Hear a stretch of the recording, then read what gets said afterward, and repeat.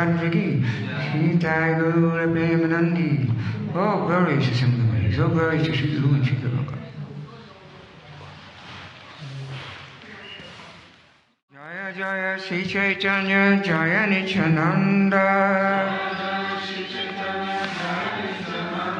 Jaya Ratha-yatra, Jaya Gaura Bhakta-vrinda.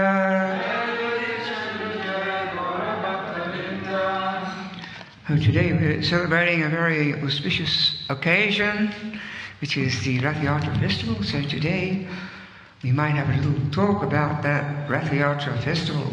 So I'm just going to read a verse here from the Caitanya Caritamrita. It's the Madhya-lila, chapter 13, text 1. Sajiyat Krishna Caitanya Shri Ratha Great Nanataya Yenasij Jagatam Chitram Yaganata Pivishmita Sajiyat Krishna Caitanya Shri Ratha-yatra Nanataya Yenasij Jagatam Chitram Yaganata Pivishmita Sajiyat Krishna Caitanya Shri Ratha-yatra Nanataya Yenasij Jagatam Chitram Yaganata Pivishmita.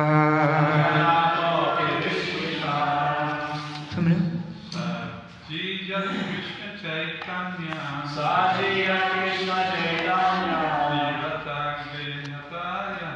Shri Ratha-yatra Nanataya, Yenasij Jagatam Chitram, Jagannatha Pivishmita,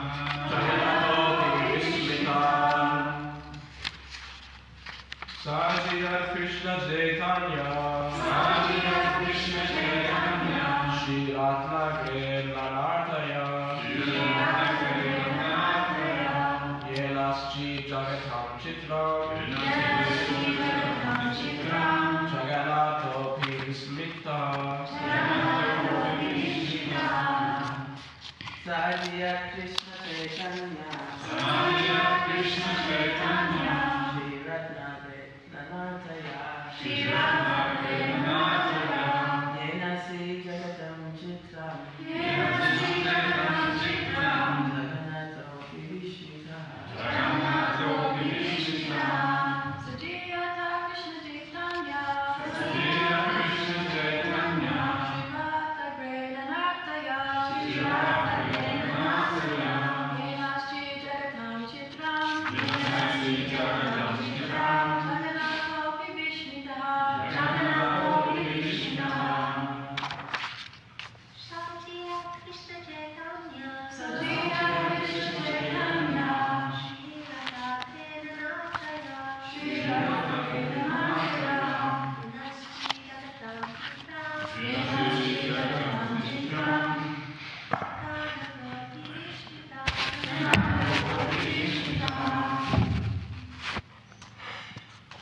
Translation.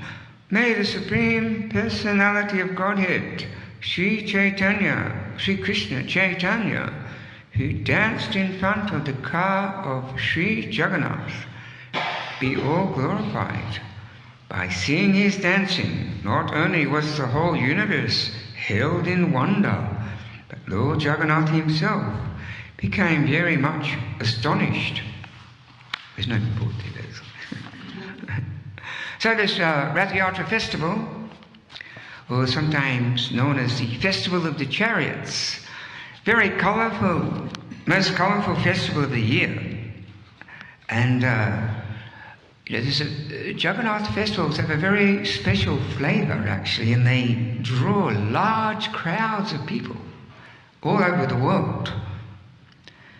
You know, in 1973, Srila Prabhupada stated in a letter to his disciple that I want to see my disciples all over the world introduce 2 items: Radha Krishna temples and Ratha-yatra festivals.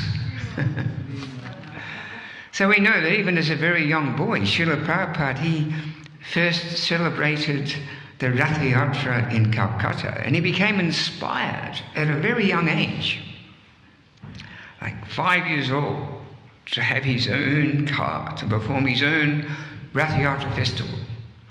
And he was gifted a small cart, just a little 3-foot high cart, which he and his father modified under Prabhupada's instruction.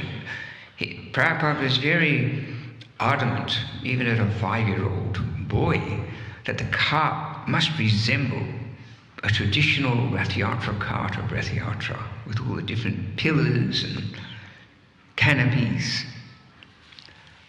And although he was only 4 or 5 years old, Srila Prabhupada organized all aspects of this 8-day Ratha-yatra festival. He also engages his sister, his playmates, the neighboring ladies to help, you know, to cook special prasadam to be distributed during the festival. And he personally would paint the cart, dress the deities, offer the bhoga, perform the artis, even though he was only 4 or 5 years old at the time. Now we see that more in recent times by the endeavor and the inspiration of Srila Prabhupada and his dedicated followers. These Ratha-yatra festivals are seen all over the world in hundreds of cities and towns. Actually, I think in Europe right now, practically there's like 2 or 3 festivals going on every single week during the summer. Practically in every, you know, I know the Harinam Ruchi boys, they just travel each weekend from one festival to another. It's just... So amongst these festivals, especially, you know, in India, the Lord Jagannath's Ratha-yatra festival is a huge event, very famous. And actually, you know, this festival in Jagannath Puri is actually the oldest known festival in the history of the earth. Pretty amazing. It's the oldest. So this is Srila Prabhupada's compassion upon all the fallen souls of his age, that he brought this Ratha-yatra festival as a blessing to the people of the modern world.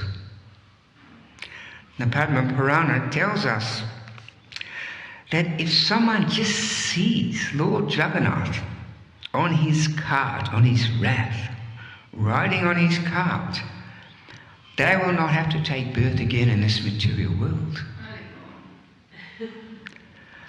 So this Ratha-yatra festival actually reveals the magnanimity of Lord Jagannath. He is so merciful that, you know, he is thinking, not everyone is coming to my temple to get my darshan.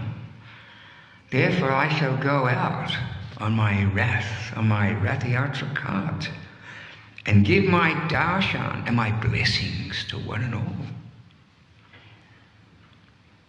Actually, his very name, Jagannath, indicates that he is the Lord of the whole world. Jagat means universe, and Natha means the Lord or Master. He is the Lord of the universe, irrespective of any race, sect, caste, religion, country. He is everyone's Lord and Master. And it is said that, you know, Lord Jagannath, you know, with both his arms outstretched and raised outwards, shows that he loves everyone. And he just wants to embrace everyone. And his long circular-shaped eyes are always opening because he constantly wants to cast his merciful glance upon everyone. You know, in the Skanda Purana, there's quite a lot of detailed descriptions about Lord Jagannath. And there it mentions that there were 3 important items present during the Ratha-yatra festival, which are, you could say, for our eternal benefit. And the first one is the air that touches the form of the Lord when he's out on his cart.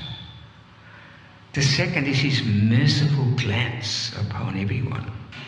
And thirdly, it is said that the dust coming from the movement of his chariot. It's interesting.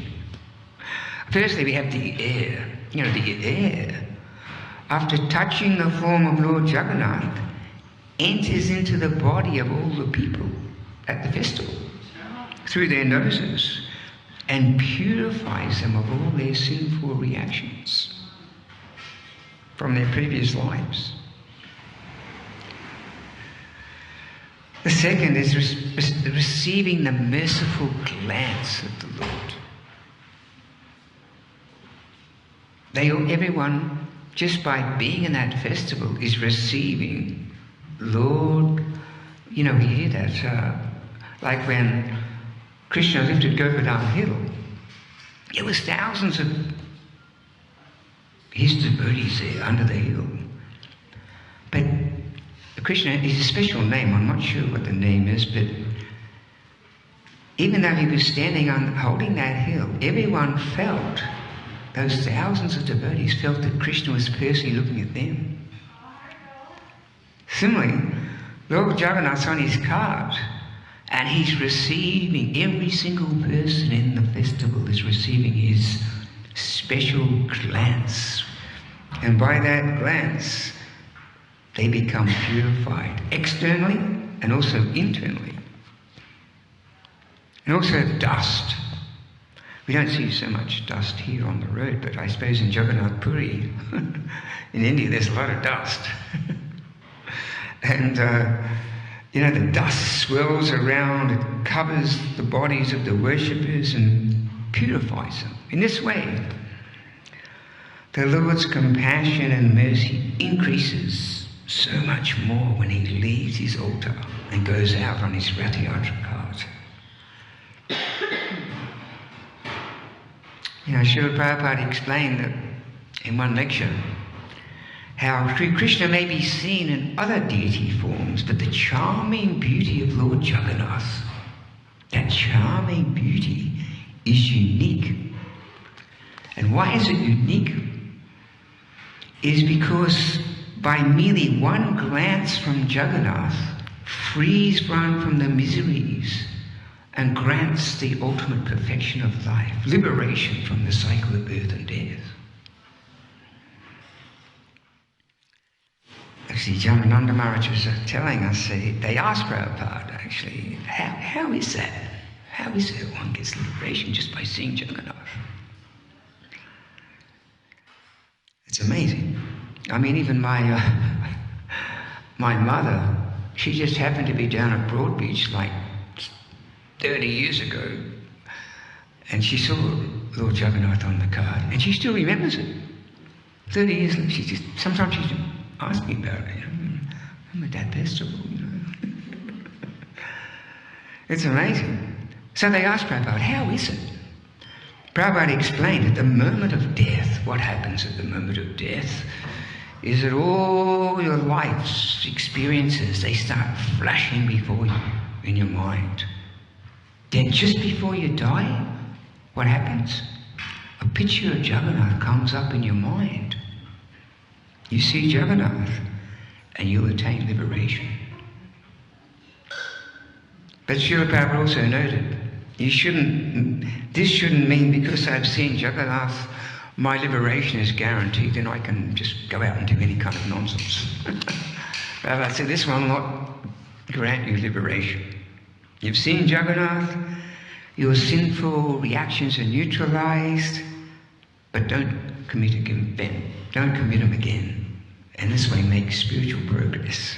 Then your liberation is guaranteed. Also, Prabhupada was asked, what's the purpose of the Ratha-yatra festival? Prabhupada, he replied, he said, the purpose is to see how Krishna is enjoying. How Krishna is enjoying. So Prabhupada is teaching us that we should attend these spiritual festivals to increase Krishna's enjoyment.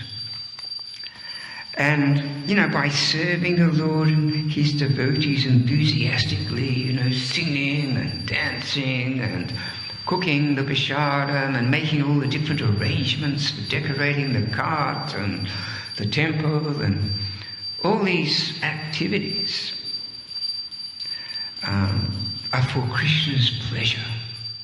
And Krishna reciprocates.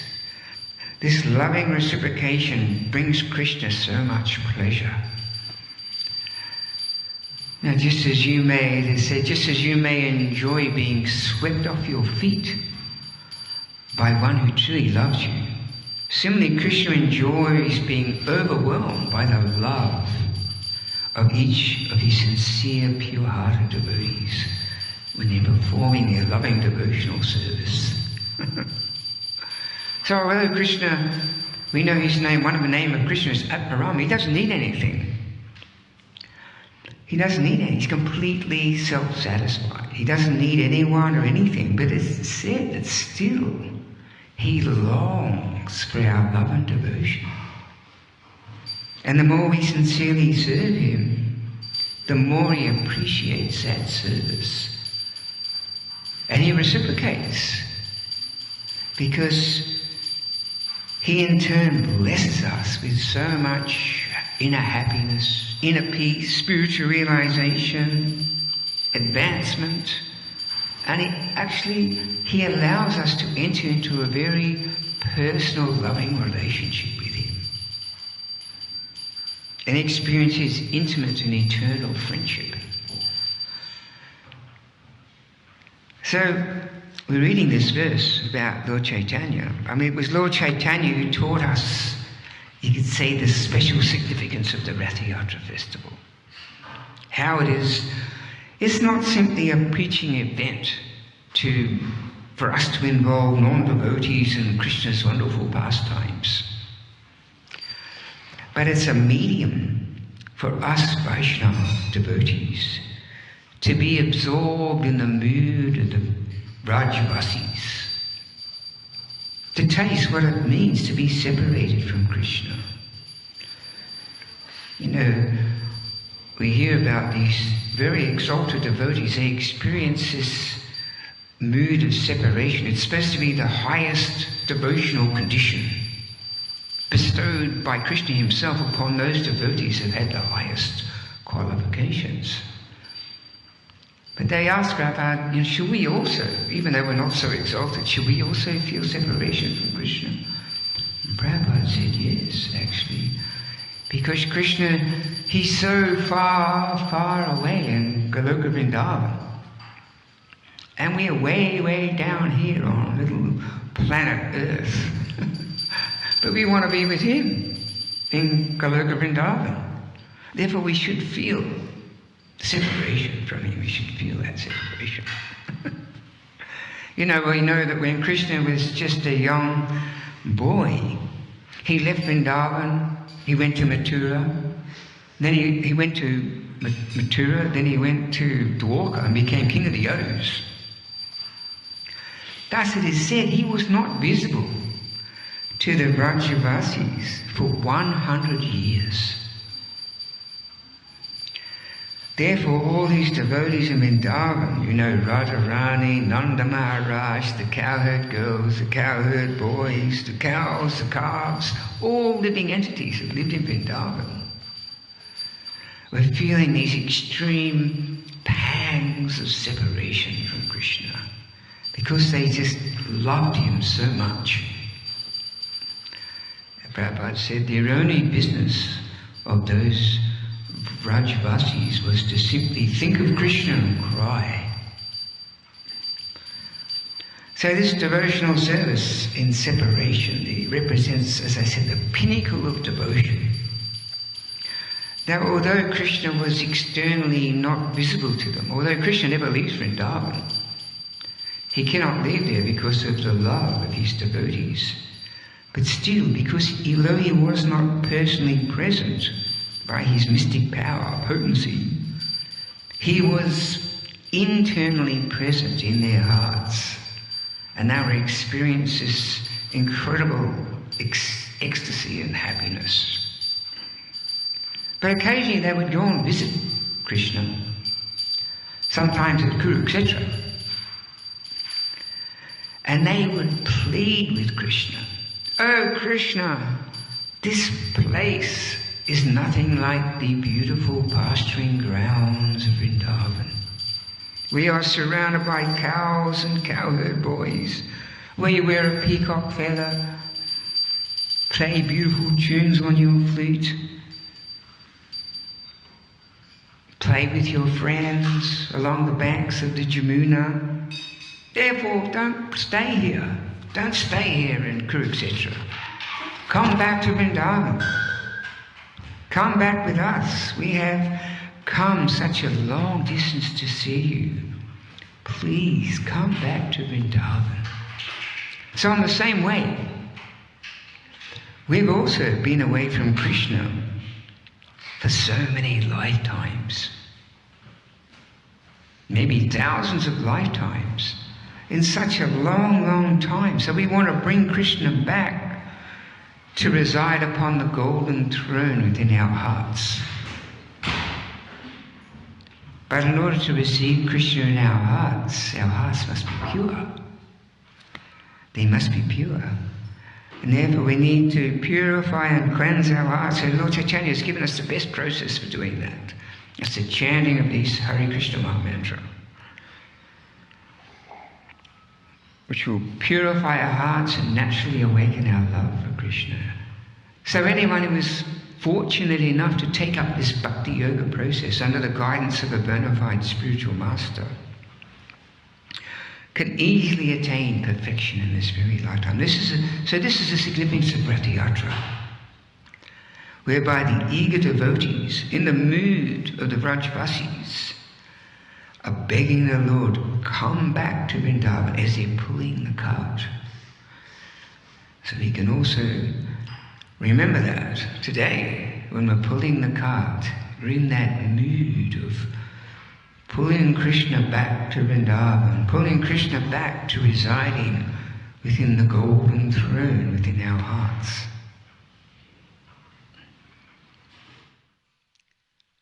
So this was exemplified by Lord Caitanya Mahaprabhu. He was Krishna himself, but we know he was in the mood of Srimati Radharani. It is said that his eyes and mind were just absorbed in the beautiful form of Lord Jagannath. And he used to recite beautiful prayers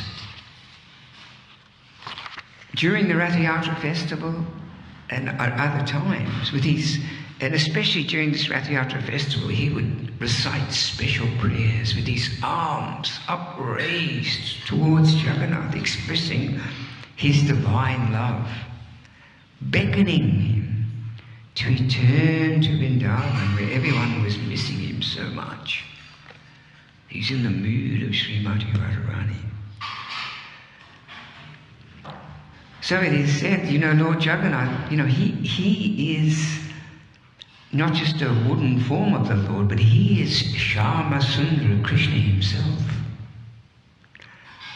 But when we look at Jagannath, we cannot see that Shyama Sundara form, the threefold bending form of Krishna playing his flute. However, it is said in the Skanda Purana that Lord Jagannath, he reveals this form of Shyama Sundara to Sri Caitanya Mahaprabhu, because he has assumed the mood and complexion of Srimati Radharani.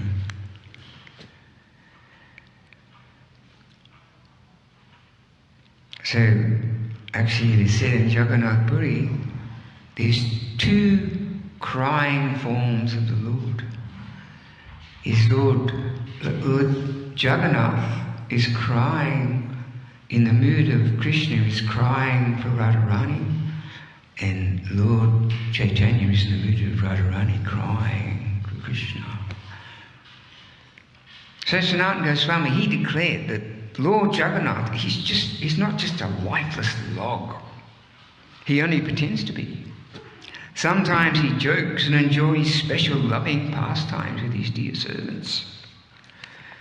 And every chance he gets, he indulges in all sorts of jokes and tricks with his pujaris and devotees. And there's so many stories, amazing stories about Lord Jagannath. Actually, one of my favourite stories, I think I've told it before, but there's this Dasya Bori. This Dasya Bori was a Muslim, and he was born in the family of untouchables. These people are not very, they don't follow any kind of principles, and they're very unclean, and they eat meat, and they're not very elevated persons, and they're not even allowed to come to the Jagannath Temple or come in the Ratha-yatra festival. But this Dasya Bori, who was a weaver by profession, he had incredible love for Jagannath. And although he was never educated, he used to recite beautiful prayers and songs about Jagannath. And during the Ratha-yatra festival, he would stand, a great distance away, and he'd be sobbing tears of love, seeing Jagannath in the distance on that cart. So he always had a desire that one day I want to make an offering to Jagannath. And so he lived about 30 kilometers away from the Jagannath Puri, but one day he carried this big basket of mangoes, and he walked 30 kilometers to Jagannath Puri, and he was sitting out there in the field. He couldn't come to the temple, but he was sitting out there in the field, and he started making the offering to Jagannath. And actually at that time, a couple of the pujaris were walking past from the Jagannath Temple, and they saw him, and they were scoffing. Oh, just see this untouchable. It appears that he's making an offering to Jagannath, as if Jagannath would accept an offering from this person. But suddenly they noticed that all the mangoes in the basket disappeared. Very mystical. And they thought, no. And so they ran to the temple. They ran to the temple, and they ran into the deity room, and then they looked up, and there was bits of mango pulp strewn all over the altar. And there was mango juice running down Jagannath's face. Yes.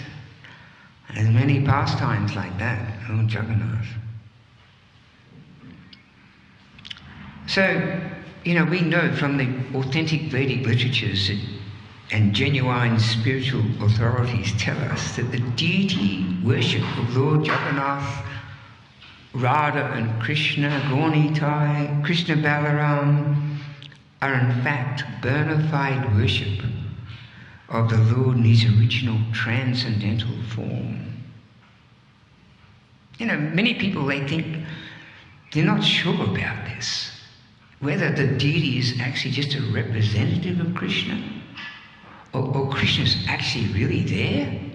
To many people it seems just inconceivable how the Lord can appear in forms made of matter, like wood, clay, stone, metal.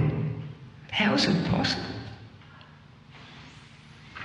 So to understand these things, we need some transcendental insights into the transcendental nature and understand how the Supreme Lord, he's the ultimate supreme controller.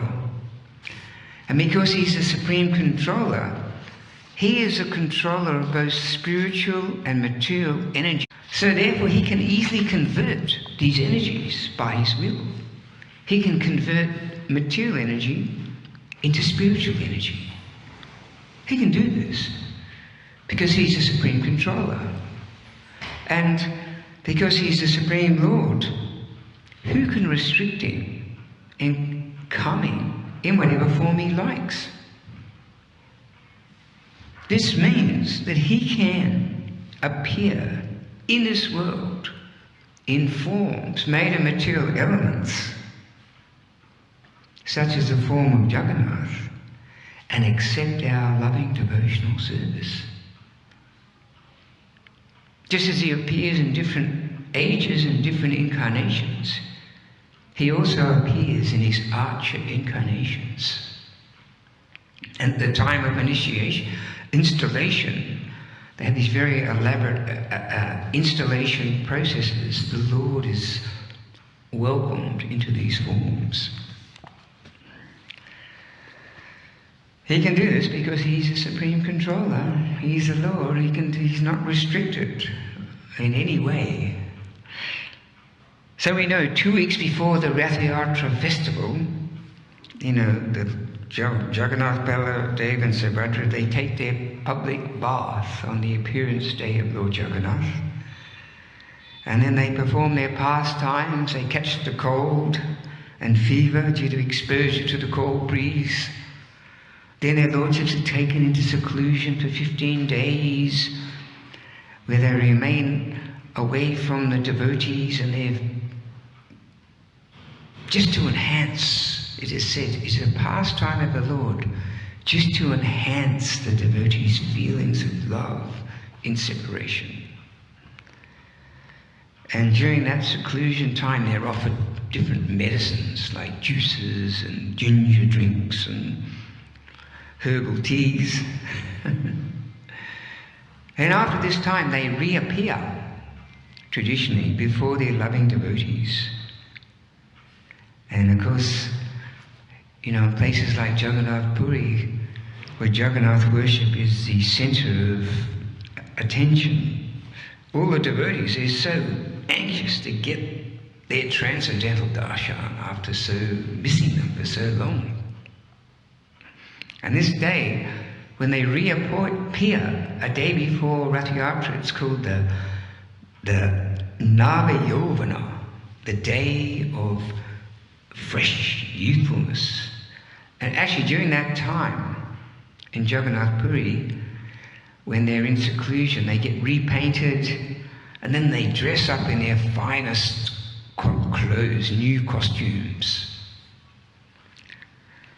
And yes, it's and of course they have different costumes there according to the different moods of the devotees. Sometimes they dress Jagannath just in a simple dhoti and chadar and in the mood of Vrindavan.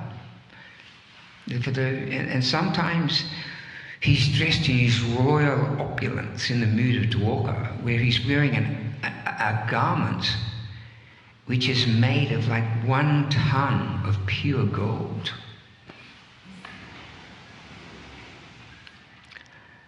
So during this time, Lord Caitanya was performing his pastimes in Jagannath Puri. Lord Jagannath and his disciples and his associates, they would go there to the temple of Jagannath and witness this very special ceremony when Jagannath comes out of his temple and he mounts his cart. It's in the early hours of the morning. There's a whole incredible ceremony that takes place. And where they bounce Jagannath on these big cushions and place him on the cart. And it's quite mystical because actually the people, the pujaris, they come and actually lift Jagannath. There's no way, he's so heavy. But somehow or other, by his mystic power, he himself is moving and comes onto the cart. We don't know. There's a lot of mystical things that go on. Then Lord Caitanya, he forms 5 kirtan parties with 24 chanters in each party. Then he appoints certain persons to lead the kirtan, certain persons to dance in the kirtan. And then there's 2 more kirtan groups came from nearby the villages. So you've got 7 kirtan parties. And each party has 2 madanga players. So you've got 14 madangas just reverberating. It's said that just the sound of the madangas is just tumultuous. And as the cart moves, it is said that Lord Jagannath's mind is just filled with pleasure. Sometimes, due to his desire, the cart moves slowly. Doesn't matter how hard it takes. In Jagannath Puri, it takes 500 people to pull one cart. They're very big carts. Sometimes, doesn't matter how hard they pull. It's according to Lord Jagannath's desire. Sometimes the cart will go fast, sometimes it will go slow, and sometimes it completely stops. Actually, one time it stopped and they couldn't move it. And the king ordered these big wrestlers to come to try and pull the cart. Then the elephants, they couldn't move the cart. And then Lord Caitanya, he came, he put his head on the back of the cart and he started pushing, and then the cart took off. And all the devotees were chanting in ecstasy, tears falling from their eyes. And then Lord Caitanya was dancing and moving amongst the 7 different groups, chanting and dancing ecstatically, calling out, yelling at the top of his voice, Jaya Jagannath, Jaya Jagannath.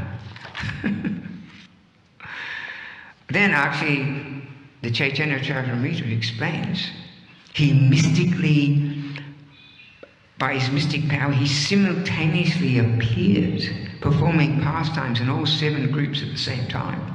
He expanded himself into 7 forms. Thus everyone in each group was just feeling so joyful, thinking, Lord Caitanya has chosen our group. They didn't realize he's in the other 7 groups simultaneously. And it said he was jumping so high, roaring like thunders, spinning in circles so fast. It was like a firebrand. Just sometimes he appeared stunned, sometimes his hair stood up, sometimes he cried, trembled, sometimes he even changed colour, dancing ecstatically for Lord Jagannath's pleasure. And Jagannath, it said Lord Jagannath was so pleased. Sometimes he brought a cart to a complete standstill because he just wanted to watch Lord Jagannath dancing.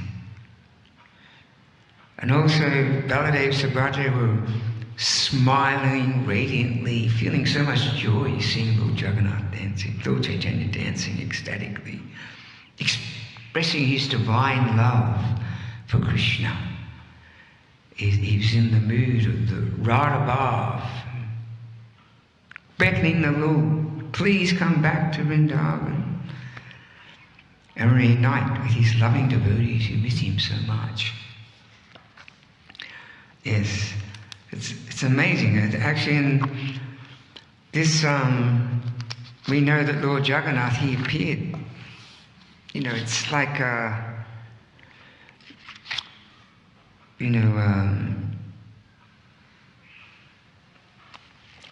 so many, right back in the Satya Yuga actually, first appeared. And he was,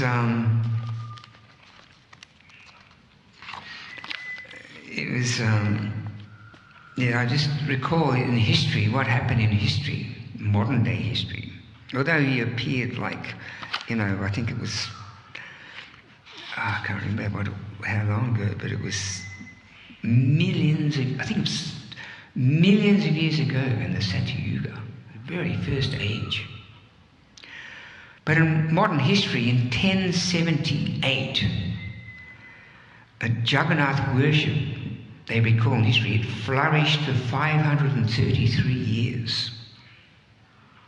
And the Jagannath temple we see today was established in 1212.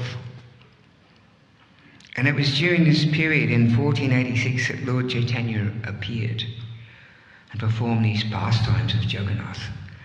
And then in 1611, what happened is there was a big Muslim invasion. And thus the worship of Jagannath was forced into hiding. And they had to do secret worship of Jagannath for 130 years. And then in 1803, what happened is the English came and they defeated the Muslims. And because they respected Puri's religious traditions, Jagannath worship was re-established. Then in 1871, Bhaktivinoda Thakur moved to Jagannath Puri, and he was asked by the Commissioner of Puri to watch over the affairs of Lord Jagannath. And it was Bhaktivinoda Thakur that took the responsibility for really establishing the high standard of worship here in Jagannath Puri. And then in 1955, the Indian government introduced the Jagannath Temple Act and established a Jagannath Temple Managing Committee, and the King of Puri was made the chairman of that committee. And today, it's incredible. There's like 30,000 people who live in Jagannath Puri who are involved in Jagannath service.